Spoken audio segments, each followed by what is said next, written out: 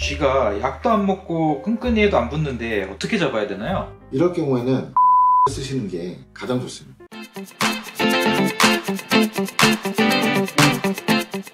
안녕하세요. 대한민국 최고의 해충헌터 모스헌터 2대1 프로입니다.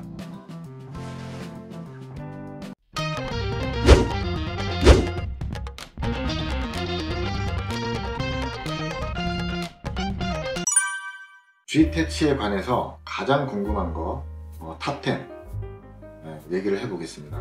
이 영상을 끝까지 보신다면 쥐 퇴치에 관해서 많은 정보를 얻으실 수 있겠습니다. 천정에서 전선을 자꾸 감는데 왜 그런 건가요? 보안 공사 하실 때 천정에 대략 8mm나 1cm 정도 되는 구멍을 뚫습니다. 드릴로. 그렇게 뚫고 위에서 전기선을 내려서 아래에 체결을 하는데 그 구멍 넓이가 최소 8mm 정도는 될 겁니다. 8mm 안쪽에 5mm에서 6mm 정도 되는 선이 들어갑니다. 그러면 나머지 3mm 정도의 공간이 남는데요. 쥐가 이빨을 콕 찍습니다. 이빨만 들어가면 돼요. 그러면 이빨이 찍히면 그 다음서부터는 이렇게 갉아서 넓힙니다. 구멍을. 이 쥐의 몸이 빠져나올 수 있을 정도로 크게 넓히는데요. 그 과정에서 이 선이 있으니까 선도 그냥 갉아버립니다. 그래서 끊어버리죠. 그런데 이렇게 전류가 약한 선을 쥐가 좋아한다는 보고도 있었습니다. 그런 자극을 중독적으로 쥐가 찾게 되는 거죠. 끼릿한 느낌. 선을 닳지 않게 하려면 마감이 잘 돼야 됩니다. 그 여분의 구멍, 나 있는 구멍을 쥐가 이빨을 찍지 못할 정도만 막아주면 돼요. 테이핑으로 하셔도 되고 거기다가 뭘 이렇게 꽂아 놓으셔도 되고, 제일 좋은 거는 실리콘으로 그냥 이렇게 쏴서 붙여버리면 쥐가 이렇게 이빨을 찍지 못하기 때문에 닳지 못합니다. 쥐가 약을 먹고 죽으면은 냄새가 안 나나요? 약을 먹고 쥐가 죽으면 온몸에서 출혈이 일어납니다. 그것은 그 약제의 어떤 기작인데요. 피가 묽어지니까, 항혈액 응고제. 그래서 피가 묽어지니까 끈적임이 없어지고 심장이 한번 박동을 칠 때마다 밀려나가는 압력이 엄청나겠죠. 그 압력으로 모세 혈관들이 터집니다. 그 터진 혈관으로 천천히 수분이 빠지는 거죠. 대략 40% 이상 수분이 빠졌을 때 쥐가 죽습니다. 그러면 몸에 수분을 꽉 채우고 죽는 쥐와 수분이 그 정도 빠져서 죽는 쥐의 냄새 차이가 어마어마합니다. 수분이 빠져서 죽는 쥐는 당장 어느 정도 냄새가 좀 나는데 그 냄새가 차차 이렇게 줄어들고 있거든요. 그렇지만 뇌출혈이나 심장마비로 죽는 경우도 있는데, 그럴 경우에는 몸에 있는 수분을 그대로 가지고 죽거든요. 그렇게 되면 냄새가 어마어마합니다. 심한 냄새가 나는데 그 냄새가 자연적으로 사라지기 위해서는 상당한 시간이 걸립니다. 그런데 100% 사라지는 것은 불가능하고요. 쥐의 사체를 반드시 찾아서 치워주고 그 다음 후속적으로 탈취를 해야만 쥐 냄새를 없앨 수 있습니다. 쥐약을 먹은 쥐를 고양이가 먹게 되면 어떻게 되나요? 똑같이 중독이 됩니다. 그런데 중독의 어떤 강도가 굉장히 미미하기 때문에 몸에 이상을 일으킬 확률은 굉장히 좀 낮지만, 고양이는 말 못하잖아요. 힘들어 할 수 있습니다. 쥐약을 먹은 쥐를 섭취를 했다라고 인지를 하셨다면 동물병원에 데리고 가서 비타민 K 주사를 맞히시는 걸 권장합니다. 사람이 쥐약을 먹으면 어떻게 되나요? 요즘의 쥐약은 만성살서제입니다. 예전에는 급성살서제라고 해서 먹으면 바로毒성이 발현되는 그 약제를 써서 사람이 먹었을 때 곧바로 죽을 수도 있는 그런 약제들이었는데, 지금 요즘에는 만성살서제라고 해서 천천히 죽게 됩니다. 항혈액 응고제. 그 쥐의 경우 쥐의 몸무게의 30분의 1 정도의 양을 먹으면 죽게 된다는 얘기가 있습니다. 그렇게 따진다면 포유류 또는 사람은 80kg, 70kg 되는 이 몸무게에 맞춰서 그 약을 먹어야 된다면 약 효과가 일어나기 전에 배가 터집니다. 그 사람이 먹었을 때 이상이 있으려면 그만큼 많이 먹어야 된다는 얘기긴 하지만, 그렇다고 해서 또 안심할 수는 없습니다.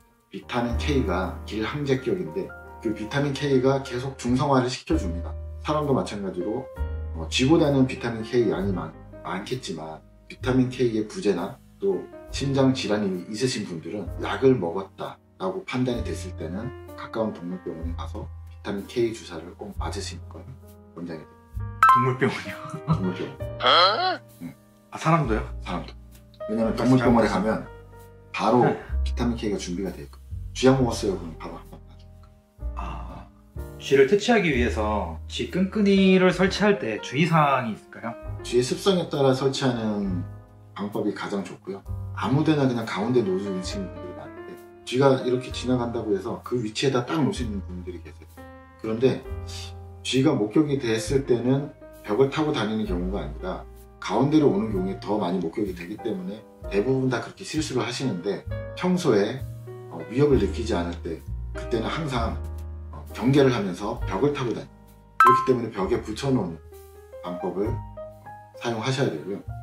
끈끈이의 효과를 더 높이려면 쥐가 다니는 길목에 딱 끈끈이 놓을 만한 정도의 어떤 터널 같이 만들어 놓으시고, 거기다가 끈끈이를 놨을 때 쥐가 비껴나가지 못하게만 해주신다면 확률적으로 더 높일 수 있습니다. 쥐를 퇴치한 후에 다시 발생하려면 얼마나 걸리나요? 그거는 확실치 않습니다. 언제 어느 때 쥐가 들어올지 판단하기는 쉽지 않고요. 쥐가 한번 들어왔기 때문에 쥐가 다니는 길은 이미 있다는 거고요. 건물 주변에 쥐가 사는 곳, 특히 하수도 주변으로 약제 처리를 충분히 해줘야 되고요. 특히 그 3월, 4월 그리고 10월, 11월에 일명 번식기라고 하는데, 가장 많이 빈번하게 눈에 띄는 시기는 10월에서 11월, 그 다음에 3월에서 4월입니다. 만약에 다시 생긴다면 이렇게 번식기 때 다시 생길 확률이 가장 높고요. 평범하게 그냥 본다면 언제 생길지 예측하기 힘듭니다. 쥐가 들어오는 구멍을 막았는데도 계속해서 쥐가 들어옵니다. 뭐가 문제일까요? 쥐구멍을 막았다 하더라도 또 약한 부분이 있을 거예요. 주변에 많은 쥐들이 계속 그 약한 부분을 공략을 합니다. 조그만 구멍만 있어도 이빨만 들어갈 수 있으면 다 갉아낼 수 있는데, 구멍을 막더라도 그 쥐가 죽지 않는 이상 계속 새로운 구멍을 찾아서 갉고 들어오려고 노력을 합니다. 쥐가 약을 먹으면 밝은 곳으로 나가서 죽나요? 꼭 그렇지는 않고요. 쥐가 약을 먹으면 몸에서 다발적인 출혈이 일어납니다. 쥐에 따라서 큰 쥐, 늙은 쥐는 심장이나 뇌출혈 이런 걸로 죽을 수도 있고, 만약에 심장병이나 뇌출혈로 죽는다면 어디서 죽을지 예측을 할 수가 없습니다. 확률적으로 볼 때 쥐가 가장 오래 머무르는 곳에서 죽을 확률이 가장 높습니다. 인지 상태가 없는 상태에서 자기가 가장 편안하고 오래 쉬는 곳, 그런 장소에서 죽는다라고 보시면 되겠습니다. 그렇기 때문에 쥐가 죽는 장소를 특정할 수는 없으나, 저의 경험에 비춰보면 대부분은 둥지의 주변 혹은 둥지에서 죽을 확률이 가장 높았습니다. 쥐 끈끈이에 멸치나 소세지 같은 먹이를 올려두면 더 잘 잡히나요? 작은 쥐의 경우는 잡힐 수도 있습니다. 호기심도 많고 계속 뭔가를 섭취를 하기 원하고, 그래서 작은 쥐들은 먹이를 붙여놓거나 유인제를 붙여놨을 때 붙을 확률이 큰 쥐보다는 조금 더 높다라고 보시면 되고요. 쥐가 크다면 오히려 그 붙어있는 걸 건드려보고 이상을 느낀다면 다시는 그 끈끈이에 접근하지 않습니다. 작은 쥐인지 큰 쥐인지를 먼저 판단해보고 나서 잘 사용하시는 게 좋습니다. 쥐가 약도 안 먹고 끈끈이에도 안 붙는데 어떻게 잡아야 되나요? 굉장히 큰 개체일 수 있습니다.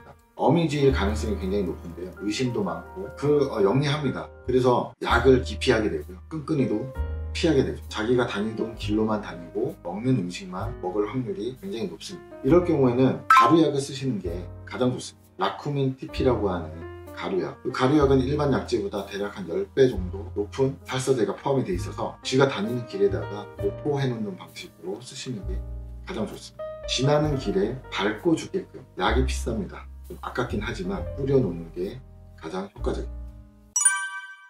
이번 시간에는 쥐에 대해 가장 궁금한 질문 탑10 한번 얘기해 봤습니다.